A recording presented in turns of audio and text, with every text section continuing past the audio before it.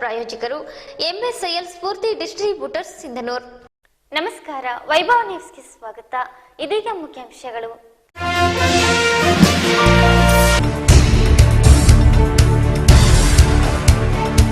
ಸ್ವಚ್ಛ ಭಾರತ್ ಯೋಜನೆಯ ಅನುಷ್ಠಾನದಲ್ಲಿ ವಿಳಂಬ ಧೋರಣೆ. ತಾಲೂಕಾ ಪಂಚಾಯತ್ ಕಾರ್ಯನಿರ್ವಾಹಕ ಅಧಿಕಾರಿಗೆ ಜಿಲ್ಲಾ ಪಂಚಾಯತ್ ಉಪ ಕಾರ್ಯದರ್ಶಿ ಮೊಹಮ್ಮದ್ ಯೂಸುಫ್ ಚೀಮಾರಿ.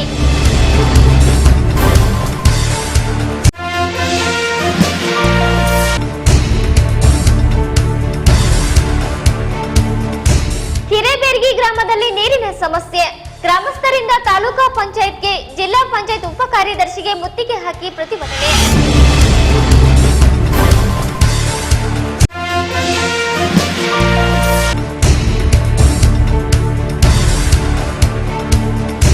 ಸ್ವಂತ ಗ್ರಾಮದಲ್ಲಿ ಕೆಲಸ ನೀಡದೆ ದೂರದ ಗ್ರಾಮಕ್ಕೆ ಕಳುಹಿಸುತ್ತಿರುವ ಪಿಡಿಒ ಮೇಲೆ ಕೂಡಲೇ ಕ್ರಮ ಕೈಗೊಳ್ಳಲು ಬಸವರಾಜ ಹಂಚಿನಾಳ್ ಒತ್ತಾಯ.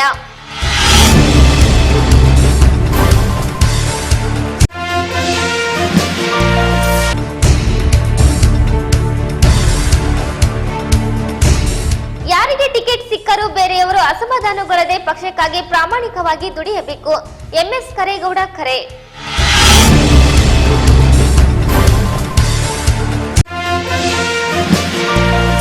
ವಾರ್ತೆಗಳ ವಿವರ. ಸ್ವಚ್ಛ ಭಾರತ ಯೋಜನೆಯ ಅನುಷ್ಠಾನದಲ್ಲಿ ವಿಳಂಬ ಧೋರಣೆ ಅನುಸರಿಸುತ್ತಿರುವುದಕ್ಕೆ ಆಕ್ರೋಶಗೊಂಡ ಜಿಲ್ಲಾ ಪಂಚಾಯತ್ ಉಪ ಕಾರ್ಯದರ್ಶಿ ಮೊಹಮ್ಮದ್ ಯೂಸುಫ್ ತಾಲೂಕಾ ಪಂಚಾಯತ್ ಕಾರ್ಯನಿರ್ವಾಹಕ ಅಧಿಕಾರಿ ಜಿಎಂ ಬಸಣ್ಣ ಅವರಿಗೆ ಛೀಮಾರಿ ಹಾಕಿದರು.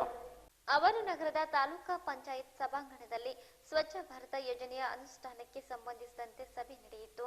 ತಾವು ಖುದ್ದು ತಾಲೂಕಾ ಪಂಚಾಯತ್ ಕಾರ್ಯನಿರ್ವಾಹಕ ಸಭೆ ಮಾಡಿ ಸೂಚಿಸಿದರೆ ದೇವದುರ್ಗ ಹಾಗೂ ಲಿಂಗಸಗೂರಿನಲ್ಲಿ ಉತ್ತಮ ಪ್ರಗತಿ ಕಾಣುತ್ತಿದೆ. ಸಿಂಧನೂರಿನಲ್ಲಿ ವಿಳಂಬವಾಗುತ್ತಿದೆ. ಸಿಂಧನೂರು ತಾಲೂಕಿಗೇನಾದರೂ ಪ್ರತ್ಯೇಕ ಕಾನೂನು ನಿಯಮಗಳಿವೆಯಾ? ಸ್ವಚ್ಛ ಭಾರತ ಯೋಜನೆಯನ್ನು ಗಂಭೀರವಾಗಿ ಪರಿಗಣಿಸಿ ನಾಳೆಯೊಳಗೆ ಪಂಚಾಯತ್ ವಾರು ಗುರಿ ಸಿದ್ಧಪಡಿಸಿ ಅದರ ಪ್ರತಿ ತಮಗೆ ನೀಡುವಂತೆ ಸೂಚಿಸಿದರು. ಜೊತೆಗೆ ಸ್ವಚ್ಛ ಭಾರತ್ ಯೋಜನೆಯ ಅನುಷ್ಠಾನದಲ್ಲಿ ಪಿಡಿಒಗಳು ನಿದ್ದೆ ಮಾಡುತ್ತಿದ್ದಾರೆ ಎಂದು ಆಕ್ರೋಶ ವ್ಯಕ್ತಪಡಿಸಿದರು.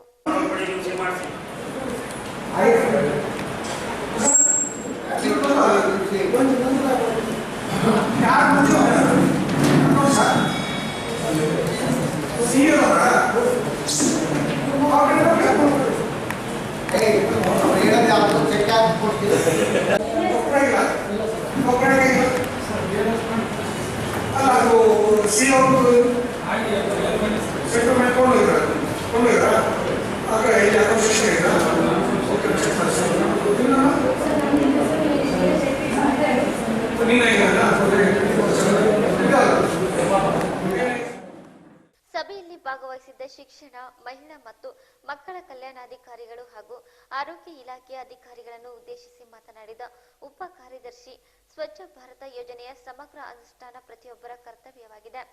ಈಗಾಗಲೇ ಶೌಚಾಲಯ ಹೊಂದದೇ ಇರುವವರ ಪಟ್ಟಿ ಸಿದ್ಧಪಡಿಸಲಾಗಿದೆ. ಪಿಡಿಒಗಳಿಗೆ, ಶಿಕ್ಷಕರಿಗೆ, ಅಂಗನವಾಡಿ ಕಾರ್ಯಕರ್ತರಿಗೆ, ಗ್ರಾಮ ಪಂಚಾಯತ್ ಇತರೆ ಸಿಬ್ಬಂದಿಗಳಿಗೆ ಶೌಚಾಲಯ ಕಟ್ಟುವ ಬಗ್ಗೆ ಗುರಿ ನೀಡಲಾಗುವುದು. ಇನ್ನು ಮುಂದೆ ಸಭೆಗಳನ್ನು ಮಾಡುವುದಿಲ್ಲ.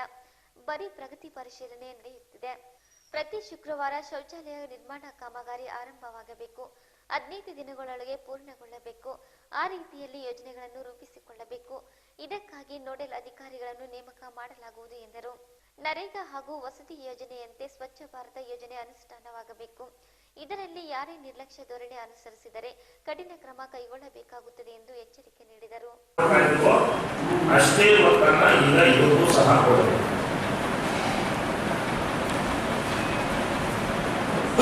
ಆದ್ದರಿಂದ ನೀವು ಯಾವ ಡೇಟ್ ಕೊಡ್ತಾ ಇದ್ದೀರೋ ನಾಳೆ ಪಟ್ಟಿ ಮಾಡ್ಕೊಳ್ಳಿ ಕೂತ್ಕೊಂಡು ನೀವು ಗ್ರಾಮ ಪಂಚಾಯತ್ನಲ್ಲಿ ಕೂತ್ಕೊಂಡು ಕುಟುಂಬ ಅವರು ಪಟ್ಟಿ ಮಾಡ್ಕೊಳ್ಳಿ. ಅವರೇನು ಡೇಟ್ ಕೊಟ್ಟಿದ್ದಾರೆ ಆ ಡೇಟಲ್ಲಿ ಗ್ರಾಮಗಳಲ್ಲಿ ಆಯಾ ಗ್ರಾಮ ಸದಸ್ಯರು, ಅಧ್ಯಕ್ಷರು, ಉಪಾಧ್ಯಕ್ಷರು ಆಗ್ತಾರೆ ಸಿಬ್ಬಂದಿನ ಕುಂದಿಸ್ಕೊಂಡು ಗ್ರಾಮಗಳನ್ನು ಪಟ್ಟಿ ಮಾಡಿ ಅವ್ರಿಗೆ ಟಾರ್ಗೆಟನ್ನು ಕೊಡಬೇಕು. ನೆಕ್ಸ್ಟ್ ನಿಮಗೆ ಆಲ್ರೆಡಿ ಪ್ರೋಗ್ರಾಮ್ ಕೊಟ್ಟಂಗೆ ಪ್ರತಿ ಶುಕ್ರವಾರ ಕೆಲಸಗಳು ಪ್ರಾರಂಭ ಆಗಬೇಕು. ಪ್ರಾರಂಭ ಆದಮೇಲೆ ಗರಿಷ್ಠ 2 ವಾರದಲ್ಲಿ ಆ ಶೌಚಾಲಯಗಳು ಮುಗಿಯುವಂತೆ ಒಂದು ಪ್ರೋಗ್ರಾಮ್ ಅಭಿಯಾನ ಅಂತಂದ್ರೆ ಪ್ರಾರಂಭಿಸದೇ ಅಭಿಯಾನ ಅಲ್ಲ, ಮುಗಿಸಲು ಸಹ ಅಭಿಯಾನದ ಒಂದು ಎಲ್ಲೆನಲ್ಲಿ ಬರ್ತದೆ. ಈ ಶುಕ್ರವಾರ ಸ್ಟಾರ್ಟ್ ಮಾಡಿದ್ರೆ ನೆಕ್ಸ್ಟ್ ಶುಕ್ರವಾರ ಇನ್ನೂ ನೆಕ್ಸ್ಟ್ ಶುಕ್ರವಾರವರೆಗೆ ಮುಗಿಬೇಕು. ನೆಕ್ಸ್ಟ್ ಶುಕ್ರವಾರ, ಎರಡನೇ ಶುಕ್ರವಾರ, ಪ್ರತಿ ಶುಕ್ರವಾರ ಕೆಲಸಗಳು ಪ್ರಾರಂಭ ಆಗ್ತಾ ಇರಬೇಕು, ಮುಗಿತಾ ಇರಬೇಕು. ಯಾವ ರೀತಿ ನಾವು NREGನಲ್ಲಿ NMR ತೆಗಿತಾ ಇದ್ದೀವಲ್ಲ, ಗುರುವಾರ ಬಂದರೆ ನೆಕ್ಸ್ಟ್ 15 ದಿವಸದ 2 ಗುರುವಾರ ಆದ ತಕ್ಷಣ ನೆಕ್ಸ್ಟ್ ಅದನ್ನು ಕ್ಲೋಸ್ ಮಾಡೋದು, ಅಟೆಂಡೆನ್ಸ್ ಹಾಕೋದು, ಆ ಪ್ರಾಸೆಸ್ ಮಾಡಿ ಕಂಪ್ಲೀಟ್ ಮಾಡ್ತೀವಲ್ಲ, ಅದೇ ರೀತಿ SBMನವರು ಸಹ ಈ ಪ್ರಾಸೆಸ್ ಆಗಬೇಕು. ಇದಕ್ಕೆ education department, woman and child department ನಾವು ಮಾಡಲ್ಲ, ನಮ್ಗೆ ಗೊತ್ತಿಲ್ಲ, ನಮ್ಗೆ ಗೊತ್ತಿಲ್ಲ. ಇದು ಸ್ವಚ್ಛ ಭಾರತ್ ಅಭಿಯಾನ ಪ್ರತಿಯೊಂದು ಇಲಾಖೆಯ ಪ್ರತಿಯೊಬ್ಬ ಸರ್ಕಾರಿ ನೌಕರನ ಜವಾಬ್ದಾರಿ.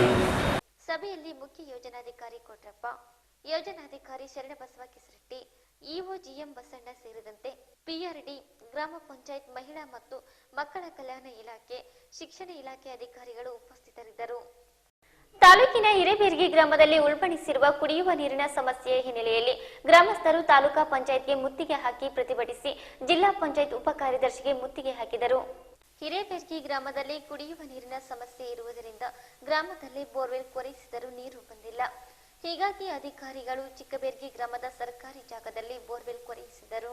3 ಇಂಚು ನೀರು ಬಿದ್ದವು. ಆದರೆ ಚಿಕ್ಕಬೇರ್ಗಿ ಗ್ರಾಮದಲ್ಲಿ ನೀರಿನ ಸಮಸ್ಯೆ ಇರುವುದರಿಂದ ಆ ಗ್ರಾಮಸ್ಥರು ಹಿರೇಬೇರ್ಗಿ ಗ್ರಾಮಸ್ಥರಿಗೆ ನೀರು ಕೊಡಲು ನಿರಾಕರಿಸಿದ್ದರಿಂದ 2 ಗ್ರಾಮಗಳ ಮಧ್ಯೆ ಉದ್ವಿಗ್ನ ವಾತಾವರಣಕ್ಕೆ ಕಾರಣವಾಗಿದೆ.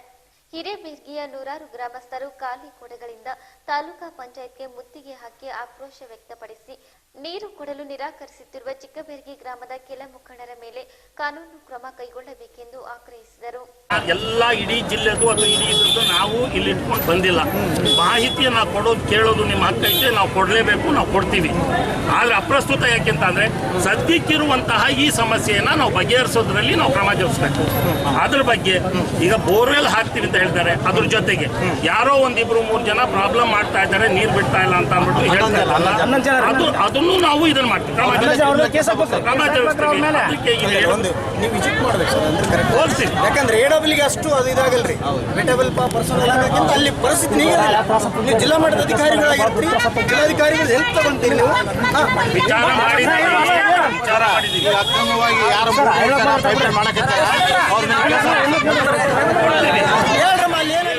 ಮನವಿ ಸ್ವೀಕರಿಸಿದ ಜಿಲ್ಲಾ ಪಂಚಾಯತ್ ಮುಖ್ಯ ಕಾರ್ಯದರ್ಶಿ ಮೊಹಮ್ಮದ್ ಯೂಸುಫ್ ಮಾತನಾಡಿ, ಪ್ರತಿಯೊಂದು ಗ್ರಾಮಕ್ಕೆ ಕುಡಿಯುವ ನೀರು ಕೊಡುವುದು ನಮ್ಮ ಕರ್ತವ್ಯ. ತಾವು ಖುದ್ದು ಭೇಟಿ ನೀಡಿ ಪರಿಶೀಲನೆ ಮಾಡುತ್ತೇವೆ. ಚಿಕ್ಕಬೇರ್ಗಿ ಗ್ರಾಮದಲ್ಲಿ ನೀರಿನ ಸಮಸ್ಯೆ ಇಲ್ಲದಿದ್ದರೆ ಬೋರ್ವೆಲ್ ನೀರು ಹಿರೇಬೇರ್ಗಿಗೆ ಕೊಡಲು ನಿರಾಕರಿಸಿದರೆ ಕಾನೂನಾತ್ಮಕವಾಗಿ ಕ್ರಮ ಕೈಗೊಳ್ಳುತ್ತೇವೆ ಎಂದು ಭರವಸೆ ನೀಡಿದರು. ಪ್ರಮುಖವಾದ ಬೇಡಿಕೆ, ನಾವೇನು ಸರ್ಕಾರದ ಜಾಗದಲ್ಲಿ ಬೋರ್ವೆಲ್ ಹಾಕಿದ್ದೇವೆ, ಆ ಬೋರ್ವೆಲ್ನಿಂದ ಚಿಕ್ಕಬೇರ್ಗಿ ಗ್ರಾಮಕ್ಕೆ ಕುಡಿಯೋ ನೀರಿನ ಸಪ್ಲೈ ಆಗಬೇಕು. ಚಿಕ್ಕಬೇರ್ಗಿ ಸೀಮಾಂತರದಲ್ಲಿದೆ ಹಿರೇಬೇರ್ಗಿ, ಅದನ್ನ ಯಾರು ಆ ಹಿರೇಬೇರ್ಗಿಯವರು ಚಿಕ್ಕಬೇರ್ಗಿಯವರು ಆ ಬೋರ್ವೆಲ್ ಅನ್ನು ಅಕ್ರಮವಾಗಿ ಇದು ಮಾಡ್ತಾರೆ, ಅದನ್ನ ತೆರವುಗೊಳಿಸ್ತೇವೆ. ಈಗ ಇಮ್ಮಿಡಿಯೇಟ್ ಆಗಿ ಅದನ್ನು ತೆರವುಗೊಳಿಸಿ ಇದಕ್ಕೆ ಹಿರೇಬೇರ್ಗಿಗೆ ನೀರು ಕೊಡುವಂತಹ ವ್ಯವಸ್ಥೆಯನ್ನು ಮಾಡ್ತೇವೆ.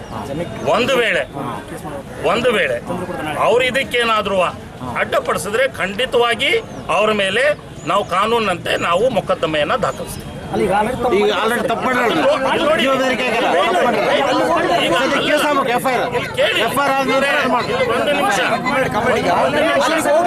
ಹೋಗಿ ಏನ್ ಪರಿಸ್ಥಿತಿ ಇದೆ, ಏನ್ ಯಾರ ಮೇಲೆ ಏನ್ ಕ್ರಮ ಜರುಗಿಸ್ತಾರೆ ಮಾಡ್ತೀವಿ.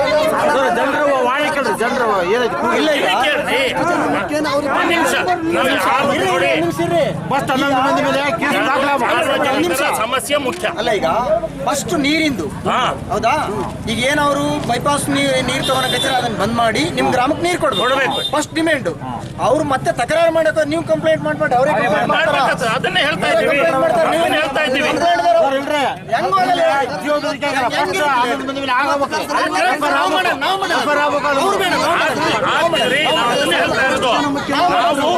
ನೋಡ್ರಿ,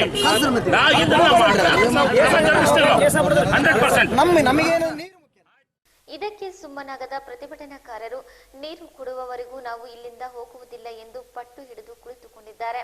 ಪ್ರತಿಭಟನೆಯಲ್ಲಿ DH ಪೂಜಾರ್, ರಮೇಶ್ ಪಾಟೀಲ್ ಬೇರ್ಗಿ, ಗುಡದೇಶ್ ಬೇರ್ಗಿ, ನಿಂಗಪ್ಪ, ಖಾಜಾ ಸಾಬ್, ಹನುಮಂತ ಸೇರಿದಂತೆ ನೂರಾರು ಮಹಿಳೆಯರು, ಯುವಕರು ಭಾಗವಹಿಸಿದ್ದರು.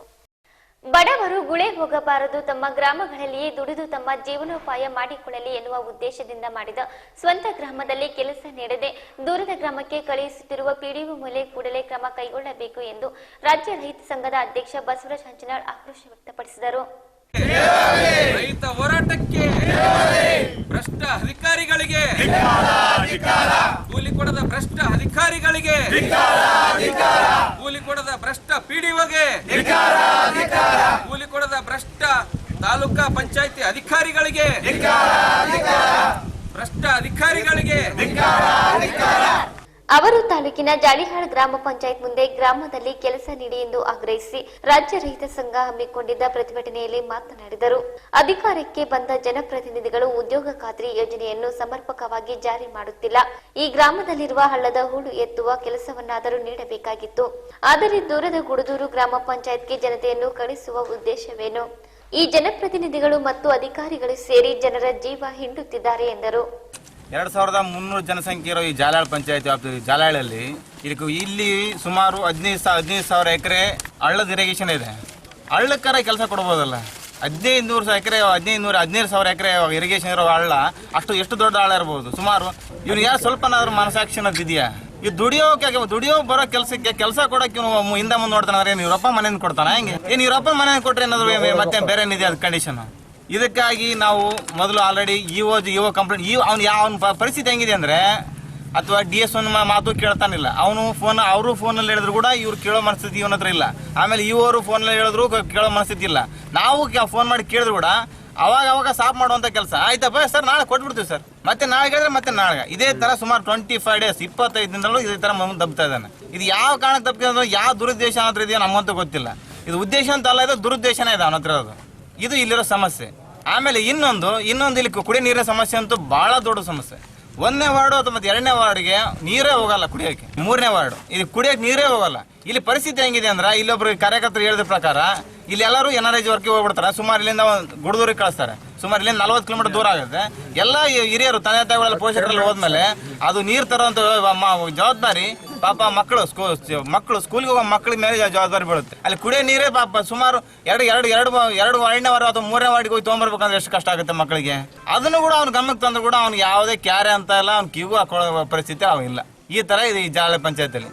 ಈ ವ್ಯವಸ್ಥೆಯನ್ನ ಸರಿಪಡಿಸುವವರೆಗೂ ಈ ಧರಣಿ ಸತ್ಯಾಗ್ರಹ ಮುಂದುವರಿಯುತ್ತೆ. ಮಾನ್ವಿ ತಾಲೂಕಿನ ರಾಜ್ಯ ರೈತ ಸಂಘದ ಕಾರ್ಯಾಧ್ಯಕ್ಷ ಪ್ರಹ್ಲಾದ್ ಮಾಲಿ ಪಾಟೀಲ್ ಮಾತನಾಡಿ, ಜನತೆ ತುತ್ತು ಅನ್ನಕ್ಕಾಗಿ ದೂರದ ನಗರಗಳಿಗೆ ಗುಳೆ ಹೋಗಬಾರದು ಎನ್ನುವ ಮಹತ್ವಾಕಾಂಕ್ಷೆಯಿಂದ ಜಾರಿಗೆ ತಂದ ಈ ಯೋಜನೆ ಅಧಿಕಾರಿಗಳ ಸ್ವಾರ್ಥಕ್ಕೆ ಬಲಿಯಾಗುತ್ತಲಿದೆ. ರೈತರ ಸಿಟ್ಟು ಅಲಕ್ಷ್ಯ ಮಾಡಿದರೆ ಅಧಿಕಾರಿಗಳು ಮುಂದೆ ಅನಾಹುತ ಎದುರಿಸಬೇಕಾಗುತ್ತದೆ. ಎಚ್ಚೆತ್ತುಕೊಂಡು ಸ್ವಂತ ಗ್ರಾಮಗಳಲ್ಲಿ ಕೆಲಸ ನೀಡದೇ ಇದ್ದರೆ ಹೋರಾಟಕ್ಕೆ ಮುಂದಾಗಬೇಕಾಗುತ್ತದೆ ಎಂದರು. ಈ NRIG ರಾಷ್ಟ್ರೀಯ ಮಹಾತ್ಮ ಗಾಂಧಿ ಉದ್ಯೋಗ ಖಾತ್ರಿ ಯೋಜನೆ ಅಂತ ಹೇಳ್ತಾ ಇದ್ದಾರೆ. ಇದು ಕೊಡುವ ಮೂಲ ಉದ್ದೇಶ ಏನು, ಕೊಡಬೇಕು ಅಂತ ಹೇಳಿಕೆಸಿ ಈ ಯೋಜನೆ ತಂದಿರೋ ಕಾರಣ ಏನು? ಬೆಂಗಳೂರಿಗೆ ದುಡಿಯಕ್ಕೆ ಬರ್ತೀರಿ, ಗ್ರಾಮದಲ್ಲೇ ನೀವೇ ಕೂಲಿನ ಸೃಷ್ಟಿ ಮಾಡಿಕೊಂಡು ದುಡ್ಕೊಂಡು ಬದುಕಲಿಕ್ಕೆ ಜೀವನ ಮಾಡಲಿಕ್ಕೆ ಕೊಟ್ಟಿರ್ತಕ್ಕಂಥ ಈ ಒಂದು ಉದ್ಯೋಗ ಖಾತ್ರಿ ಈ ಒಂದು ಯೋಜನೆ ಮಾಡಿದ್ದಾರೆ. ಈ ಗ್ರಾಮ ಪಂಚಾಯತಿಗೆ ಸಂಬಂಧಪಟ್ಟಂತ ಈ ಅಭಿವೃದ್ಧಿ ಅಧಿಕಾರಿಗಳು ಈ ಊರನ್ನ ಬಿಡಿಸಿ ಬೇರೆ ಊರಿನಲ್ಲಿ ಕೂಲಿ ಕೊಡ್ತಾನಂತಂದ್ರೆ ಇದು ಗ್ರಾಮ ಪಂಚಾಯತಿಯ ಯೋಜನೆ ಹೌದಾ ಅಥವಾ ಅಲ್ಲ? ಇದು ಒಂದಲ್ಲ, ಈ ತರ ಮಾಡ್ತಕ್ಕಂಥ ಸಮಸ್ಯೆಗಳು, ಈ ತರ ನಡೀತಕ್ಕಂಥ ಸಮಸ್ಯೆಗಳು ಈ ಪಂಚಾಯತಿಯಲ್ಲಿ ಸಾಕಾಗಷ್ಟಿವೆ. ಏನ್ ಜಾಲಿಯಾಳ ಗ್ರಾಮ ಏನು ಸಂಪೂರ್ಣವಾಗಿ ಸುವರ್ಣವಾಗಿದೆನಾ? ಬಂಗಾರದ ಹಳ್ಳಿನ, ಅಭಿವೃದ್ಧಿ ಹಳ್ಳಿನ? ಹೇಳ್ಬಿಡೋದು, ಇಲ್ಲಿ ಬಂದು ಕುಂತ್ಕೊಂಡು ನಾವು ಕ್ಲಿಯರ್ ಮಾಡ್ಕೊಂಡು ಎದ್ದು ಹೋಗ್ಬಿಡ್ತೀವಿ. ಈ ಧರಣಿಯಲ್ಲಿ ರಾಜ್ಯ ರೈತ ಸಂಘದ ಜಿಲ್ಲಾಧ್ಯಕ್ಷ ಸುಗುರಯ್ಯ ಸ್ವಾಮಿ ಮಾತನಾಡಿದರು. ಉದ್ಯೋಗ ಖಾತ್ರಿ ಕೆಲಸನೇ ಕೊಡ್ತಾ ಇಲ್ಲ ಈ ಭಾಗದ ಈ ಸ್ಥಳೀಯರಿಗೆ.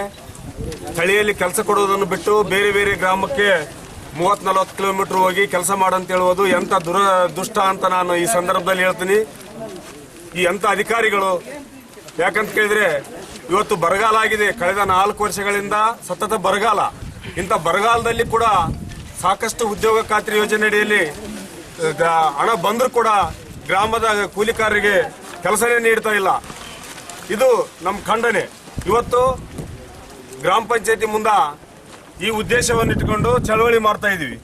ಯಾಕಂದ್ರೆ ಒಂದಲ್ಲ ಸಮಸ್ಯೆ, ಈ ಜಾಲಿಯಾಳ ಗ್ರಾಮದಲ್ಲಿ ಕೆಲವು ಕಡೆಗೆ ಕುಡಿಯಕ್ಕೆ ನೀರನೇ ಬರ್ತಾ ಇಲ್ಲ. ಅದ್ರ ಜೊತೆಗೆ ಇನ್ನು ಹಲವಾರು ಸಮಸ್ಯೆಗಳಿದ್ದಾವೆ. ಈ ಪ್ರತಿಭಟನೆಯಲ್ಲಿ ರಾಜ್ಯ ರೈತ ಸಂಘದ ಮುಖಂಡರಾದ ಖಾದರ್ ಸಾಬ್, ಅಣ್ಣಪ್ಪ ಹುಡೇದ್, ವೀರೇಶ್, ವಿರುಪಣ್ಣ, ಮೋಹನ್ ರೆಡ್ಡಿ, ಆನಂದ್, ದೊಡ್ಡಪ್ಪ ಸೇರಿದಂತೆ ಮುಂತಾದವರಿದ್ದರು. ರೈತ ಹೋರಾಟಕ್ಕೆ ಭ್ರಷ್ಟ ಅಧಿಕಾರಿಗಳಿಗೆ, ಕೂಲಿ ಕೊಡದ ಭ್ರಷ್ಟ ಅಧಿಕಾರಿಗಳಿಗೆ, ಕೂಲಿ ಕೊಡದ ಭ್ರಷ್ಟ ಪಿಡಿಒಗೆ, ಕೂಲಿ ಕೊಡದ ಭ್ರಷ್ಟ ತಾಲೂಕಾ ಪಂಚಾಯತಿ ಅಧಿಕಾರಿಗಳಿಗೆ, ಭ್ರಷ್ಟ ಅಧಿಕಾರಿಗಳಿಗೆ. ಈಗ ಚಿಕ್ಕದೊಂದು ವಿರಾಮ.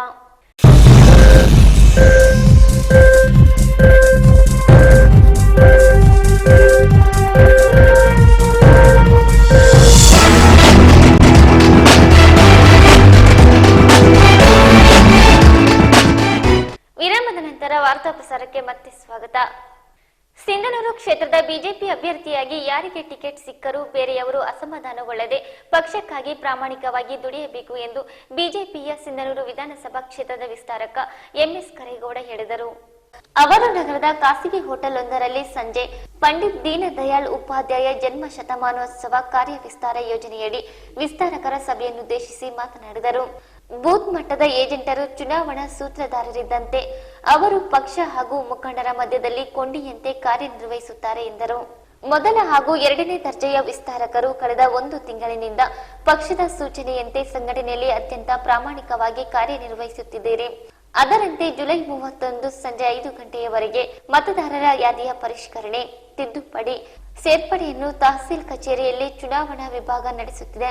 ಅದರನ್ವಯ ಸರ್ಕಾರ ಮಟ್ಟದಲ್ಲಿ ಬೂತ್ ಮಟ್ಟದ ಅಧಿಕಾರಿಗಳು ಕಾರ್ಯನಿರ್ವಹಿಸುತ್ತಿದ್ದು ಅವರಿಗೆ ಪೂರಕವಾದ ಬೂತ್ ಮಟ್ಟದ ಏಜೆಂಟರು ಕಾರ್ಯನಿರ್ವಹಿಸಬೇಕು ಎಂದು ಸಲಹೆ ನೀಡಿದರು. ನೇಮಕಗೊಂಡಿರುವ ವಿಸ್ತಾರಕರು ತಾವು ಮಾಡಿದ ಕೆಲಸಗಳ ವಿವರಗಳನ್ನು ಪ್ರತಿನಿತ್ಯ ವಾಟ್ಸ್ಆಪ್ ನಂಬರ್ 9483900150 9986253999ಗೆ ಮಾಹಿತಿ ನೀಡಬೇಕು. ಈ ಮಾಹಿತಿ ಪ್ರತಿನಿತ್ಯ ಬಿಜೆಪಿಯ ಕೇಂದ್ರೀಯ ವಿಭಾಗಕ್ಕೆ ಹೋಗುತ್ತದೆ.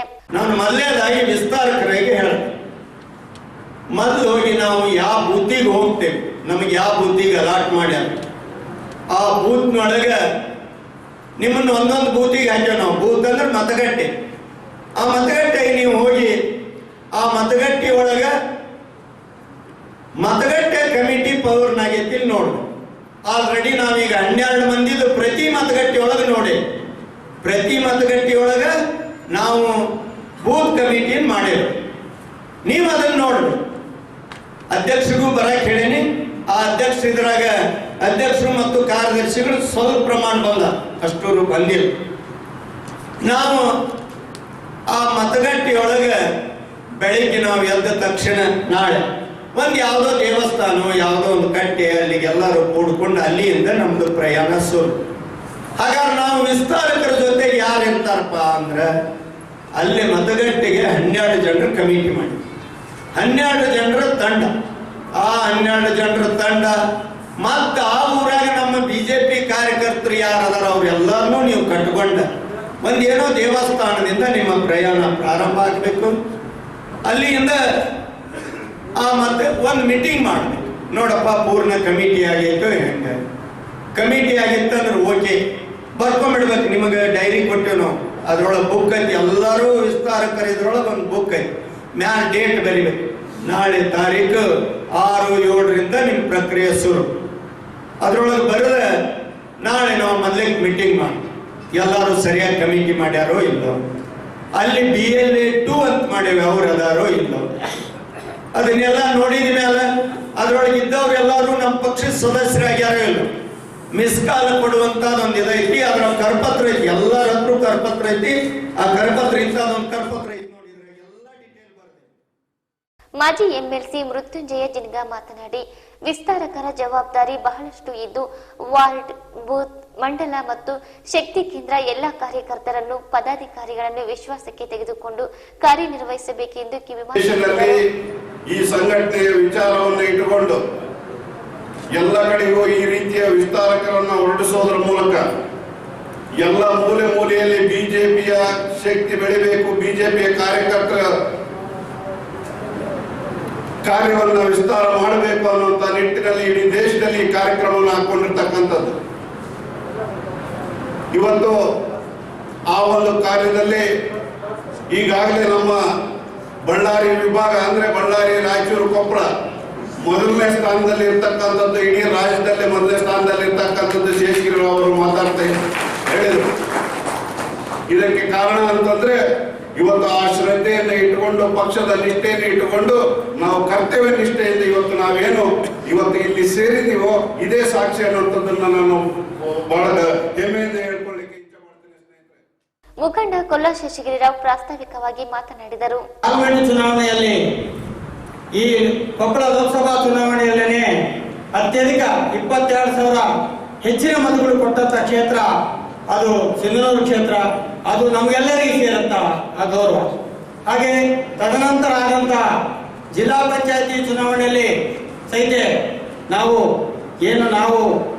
ಇವತ್ತು ಕಾಂಗ್ರೆಸ್ ನಲ್ಲಿ ತಂದೆ MLA, ಮಗ ZP ಮೆಂಬರು, ಇನ್ನೊಬ್ಬ ಮಗ TP ಮೆಂಬರು, ಆ ಥರ ಇದ್ದಂಥ ವ್ಯವಸ್ಥೆಯಲ್ಲಿ ಇವತ್ತು ನಾವು ಸಿಂಧನೂರಿನಲ್ಲಿ ಒಳ್ಳೆ ಫಲಿತವನ್ನು ತಗೊಂಡಿದ್ದೀವಿ ನಾವು ಜಿಲ್ಲಾ ಪಂಚಾಯತಿ ಚುನಾವಣೆ.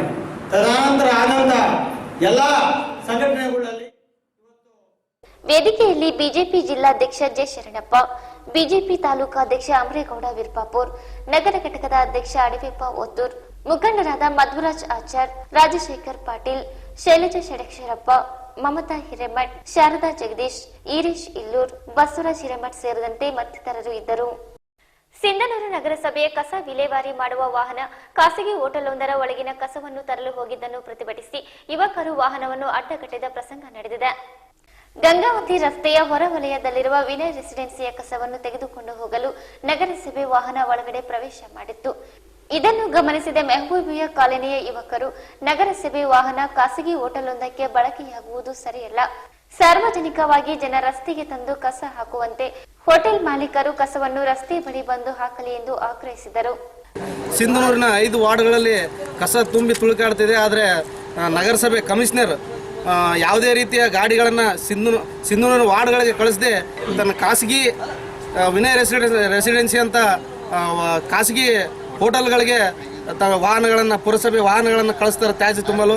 ಇದೇ ನಮ್ಮ ಸಿಂಧನೂರಿನಲ್ಲಿ ಈಗಾಗಲೇ ಡೆಂಗೆ ಮುಂತಾದ ರೋಗಗಳು, ಹಲವಾರು ರೋಗಗಳು ಹರಡಿದ್ದು. ನಮ್ಮ AK ಗೋಪಾಲ್ ನಗರದಲ್ಲಿ ಈಗಾಗಲೇ ಡೆಂಗೆ 8-10 ಜನಕ್ಕೆ ಡೆಂಗೆ ಬಂದಿದೆ. ಅಂತಲ್ಲಿ ಯಾವುದೇ ಸ್ವಚ್ಛತೆಯನ್ನು ಕೈಗೊಳ್ಳದೆ ಖಾಸಗಿ ಹೋಟೆಲ್ಗಳಿಗೆ ತಮ್ಮ ವಾಹನಗಳನ್ನು ಕಳಿಸ್ತಾ ಇದ್ದಾರೆ ಕಸ ತೆಗೆಯೋದಕ್ಕೆ. ಇದೇ ನಮ್ಮ ಮೈಬೂ ಕಾಲೋನಿಯಲ್ಲಿ 23ನೇ ವಾರ್ಡು, 22, 21, 19 ಎಲ್ಲ ವಾರ್ಡ್ಗಳಲ್ಲಿ ಕಸ ತುಳುಕ್ತಾ ಇದೆ. ಇದ್ರ ಬಗ್ಗೆ ಗಮನ ಹರಿಸ್ತಾ ಇಲ್ಲ. ಇದನ್ನು ನಾವು ವಿರೋಧಿಸ್ತಾ ಇದ್ದೀವಿ. ಇದಕ್ಕೆ ನೇರ ಹೊಣೆಯಾಗಿ ಕಮಿಷನರೇ ಇದಕ್ಕೆ ನೇರ ಹೊಣೆ ಅಂತ ಈ ಹೋಟೆಲ್ದವ್ರು ಹೇಳ್ತಾ ಇದ್ದಾರೆ. ನಗರದ ಬಹುತೇಕ ವಾರ್ಡ್ಗಳಲ್ಲಿ ಘನತ್ಯಾಜ್ಯ ಎಲ್ಲೆಂದರಲ್ಲಿ ರಾಶಿಗಳಲ್ಲಿ ಬಿದ್ದಿದೆ. ಕೆಲ ಕಡೆ ವಾಹನ ಸವಾರರು, ಪಾದಚಾರಿಗಳು ಮೂಗು ಮುಚ್ಚಿಕೊಂಡು ಅಡ್ಡಾಡುವ ಸ್ಥಿತಿ ನಿರ್ಮಾಣವಾಗಿದೆ.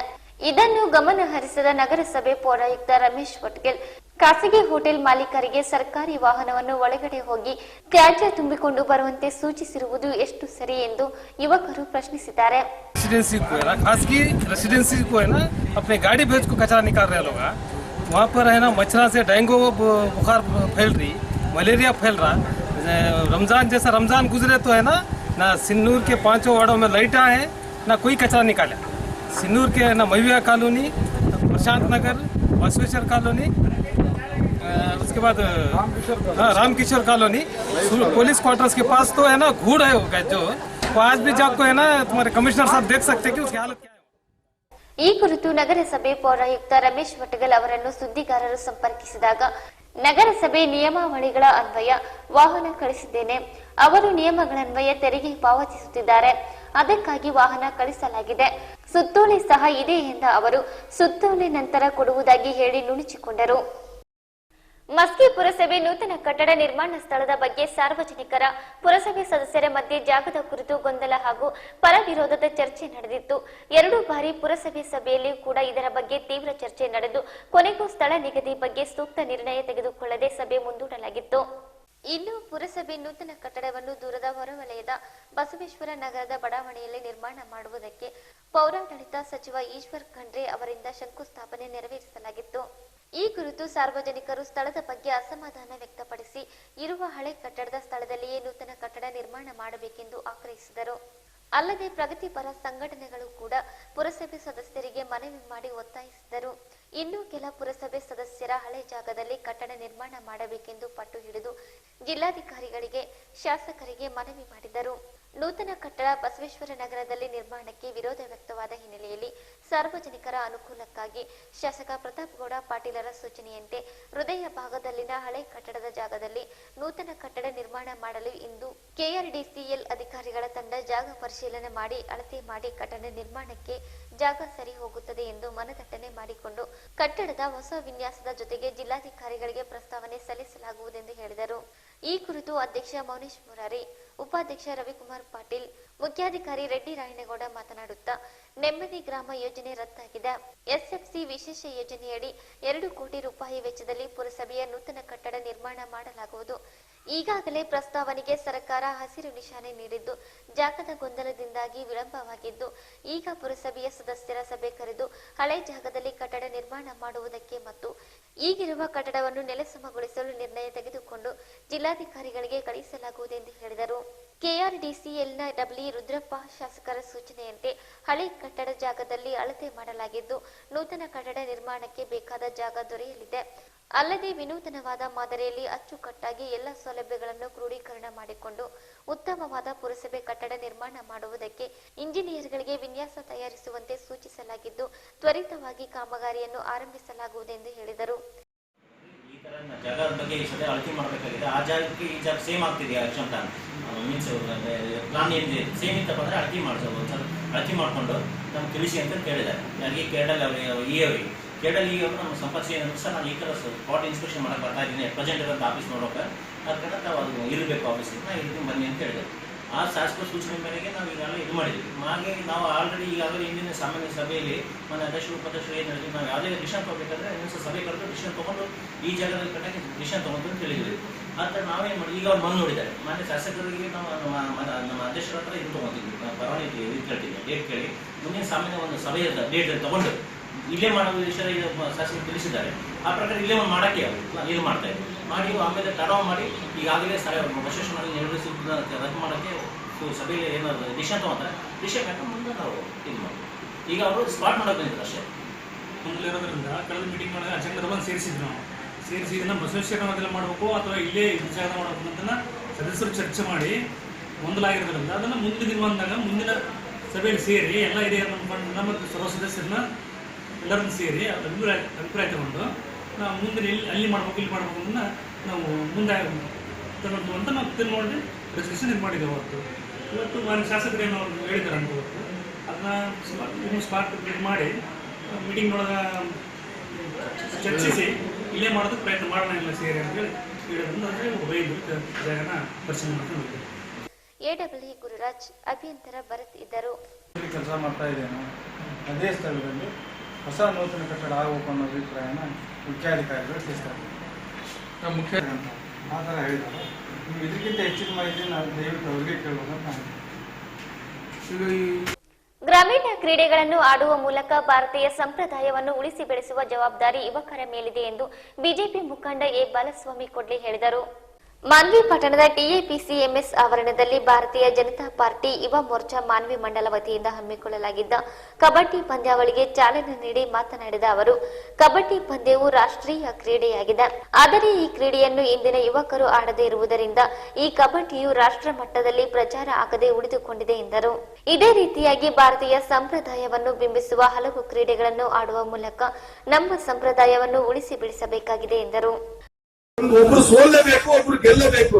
ಇದರಲ್ಲಿ ಯಾವುದೇ ತರದ ಪಾರ್ಶಾಲಿಟಿಯನ್ನ ಮಾಡಲಾರದಂತೆ ಜಡ್ಜ್ಗಳಾದಂತವರು ಉತ್ತಮವಾದಂತ ಜಡ್ಜ್ಮೆಂಟ್ ಅನ್ನು ಕೊಟ್ಟು ಯಾರು ಆಟ ಆಡ್ತಾ ಇದ್ದಾರೆ, ಯಾರು ಗೆಲ್ತಾ ಇದ್ದಾರೆ, ಯಾರು ಸೋಲ್ತಾ ಇದ್ದಾರೆ ಮುಖ್ಯವಲ್ಲ, ತಮ್ಮ ಜಡ್ಜ್ಮೆಂಟ್ ಅನ್ನ ನ್ಯಾಯಯುತವಾಗಿ ಕೊಟ್ಟು ಕ್ರೀಡೆಯನ್ನ ಪ್ರೋತ್ಸಾಹಿಸಬೇಕಾಗಿ ವಿನಂತಿ.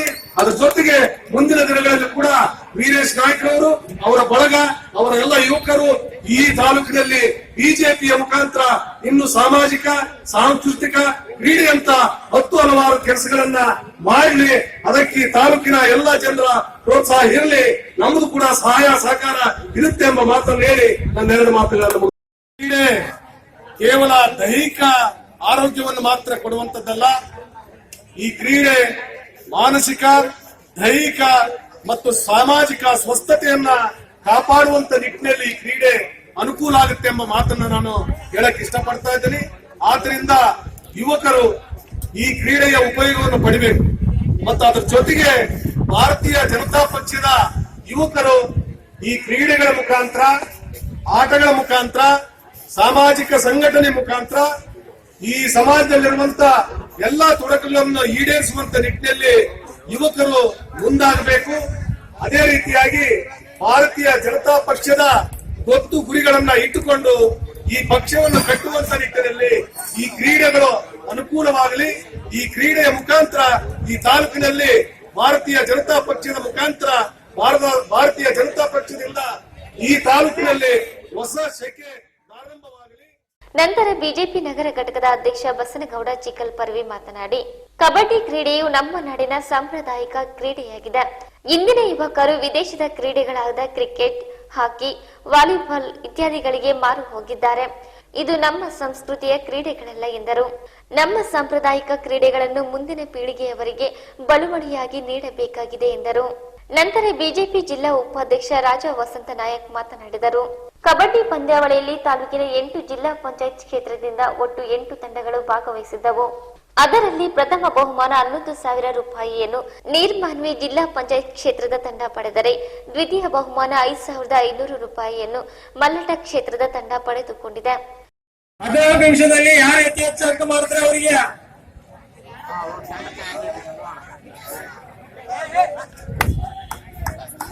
ವೀರೇಶ್ ನಾಯ್ಕರವರು ವೇದಿಕೆಯ ಮುಂಭಾಗ. ಈ ಸಂದರ್ಭದಲ್ಲಿ ಬಿಜೆಪಿ ಮುಖಂಡರಾದ ಶರಣಪ್ಪ ಗೌಡ ಲಕ್ಕಂದಿನ್ನಿ, ನರಸಪ್ಪ ಜುಕ್ಕೂರ್, ಅಯ್ಯಪ್ಪ ನಾಯಕ್ ಮ್ಯಾಕಲ್, ವೀರೇಶ್ ನಾಯಕ್, ಮಂಜುನಾಥ್ ನಾಯಕ್ ಜಾನೇಕಲ್, ಶರಣಬಸವ ನಾಯಕ್ ಜಾನೇಕಲ್, ಈರಣ್ಣ ನಾಯಕ್ ಕರೆಗುಡ್ಡ, ಎಸ್ಟಿ ಮೋರ್ಚಾ ತಾಲೂಕಾಧ್ಯಕ್ಷ ಬಸವರಾಜ್ ನಕ್ಕುಂದಿ, ಗಿರಿ ನಾಯಕ್, ಅಕ್ಷಯ್ ಪಾಟೀಲ್ ಸೇರಿದಂತೆ ಅನೇಕರಿದ್ದರು. ಕೊನೆಯಲ್ಲಿ ಮತ್ತೊಮ್ಮೆ ಮುಖ್ಯಾಂಶಗಳು.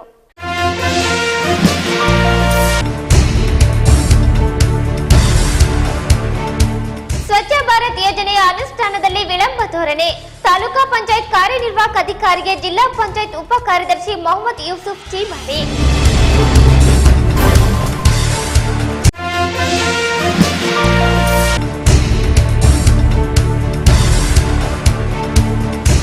ಹಿರೇಬೇರ್ಗಿ ಗ್ರಾಮದಲ್ಲಿ ನೀರಿನ ಸಮಸ್ಯೆ.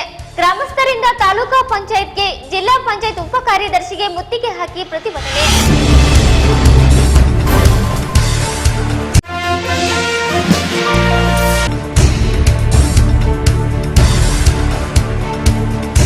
ಸ್ವಂತ ಗ್ರಾಮದಲ್ಲಿ ಕೆಲಸ ನೀಡದೆ ದೂರದ ಗ್ರಾಮಕ್ಕೆ ಕಳುಹಿಸುತ್ತಿರುವ ಪಿಡಿಒ ಮೇಲೆ ಕೂಡಲೇ ಕ್ರಮ ಕೈಗೊಳ್ಳಲು ಬಸವರಾಜ ಹಂಚಿನಾಳ್ ಒತ್ತಾಯ.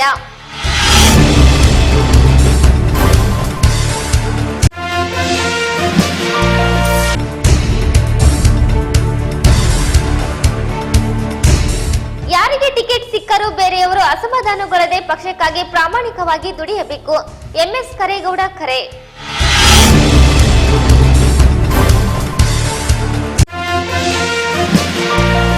ಇಲ್ಲಿಗೆ ಇಂದಿನ ವಾರ್ತಾ ಪ್ರಸಾರ ಮುಕ್ತಾಯವಾಯಿತು. ನಿರಂತರವಾಗಿ ವೀಕ್ಷಿಸಿ ವೈಭವ ಟಿವಿ. ವಂದನೆಗಳೊಂದಿಗೆ ದೇವಿಕಾ ಚನ್ನಬಸವ.